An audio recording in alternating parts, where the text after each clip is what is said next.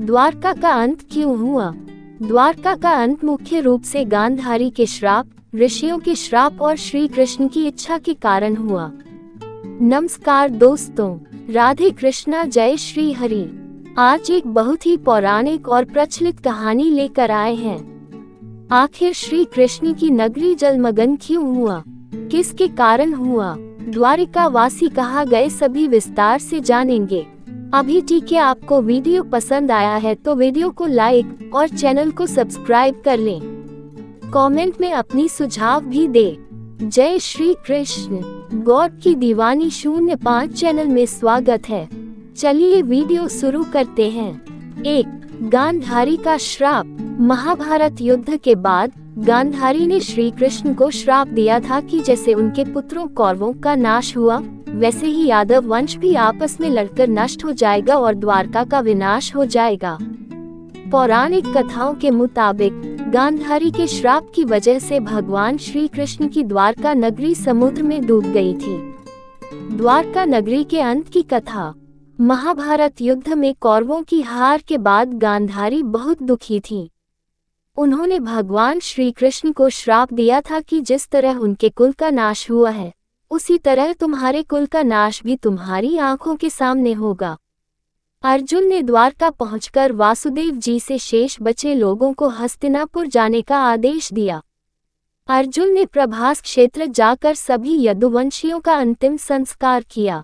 अर्जुन ने सभी महिलाओं और बच्चों को लेकर द्वारका से निकल गए। द्वारका नगरी के अवशेष। द्वारका नगरी के अवशेषों के बारे में समुद्र से जुड़ी अलग अलग रिसर्च के दौरान जानकारी मिलती रहती है। 1960 में आज के द्वारका शहर में एक घर को गिराने के दौरान मंदिर का शीर्ष पाया गया था। 1989 में समंदर के अंदर खोजबीन के दौरान कई ऐसी संरचनाएं मिली जिनसे लगता है कि यहाँ कोई नगर डूबा होगा। 2. ऋषियों का श्राप। यदुवंश के युवकों ने एक दिन महर्षि दुर्वासा सहित कुछ ऋषियों के साथ मजाक किया। उन्होंने एक युवक को स्त्री के रूप में सजाकर उसके पेट में लोहे की गदा बांध दी और ऋषियों से पूछा कि यह बालक जन्म देगा या बालिका। ऋषियों को यह अपमान सहन नहीं हुआ और उन्होंने श्राप दिया कि यादव कुल इसी गदा के कारण नष्ट हो जाएगा। इस श्राप के प्रभाव से वही गदा बाद में यादवों के विनाश का कारण बनी। 3. यादवों का आपसी संघर्ष। जब श्री कृष्ण द्वारका में थे, तब यादवों में मदिरा पीकर आपसी लड़ाई होने लगी। वे लोहे की गदा को पीसकर समुद्र तट पर फैला देते हैं, लेकिन उसके कणों से उगने वाली घास ही उनके नाश का कारण बनी। उन्होंने उसी घास से बने डंडों से एक दूसरे को मार डाला और अंततः यादव वंश समाप्त हो गया। 4. श्री कृष्ण का प्रयाण और द्वारका का जलमग्न होना।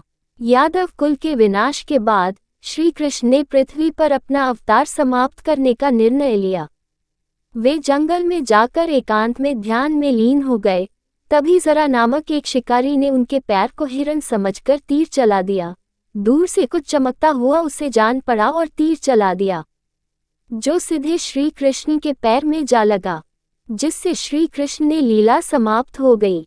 शिकारी बहुत पश्चाताप किया, लेकिन जो लिखा होता है वही होता है। सब श्री कृष्ण की लीला थी। जब श्री कृष्ण ने पृथ्वी से विदा ली और जैसे ही उन लोगों ने नगर छोड़ा, द्वारका का राजमहल और नगरी समुद्र में समा गई। समुद्र ने द्वारका नगरी को जलमग्न कर दिया। ये पहले से ही भविष्यवाणी हो चुकी थी कि श्री कृष्ण के जाने के बाद द्वारका डूब जाएगी। इस प्रकार द्वारिका का अंत हुआ। द्वारका का अंत गांधारी और ऋषियों के श्राप, यादवों के आपसी संघर्ष और श्री कृष्ण के पृथ्वी छोड़ने के कारण हुआ। आशा है आपको ये जानकारी अच्छी लगी होगी। अपना बहुमूल्य समय देने के लिए धन्यवाद। आपका दिन शुभ और मंगलमय हो।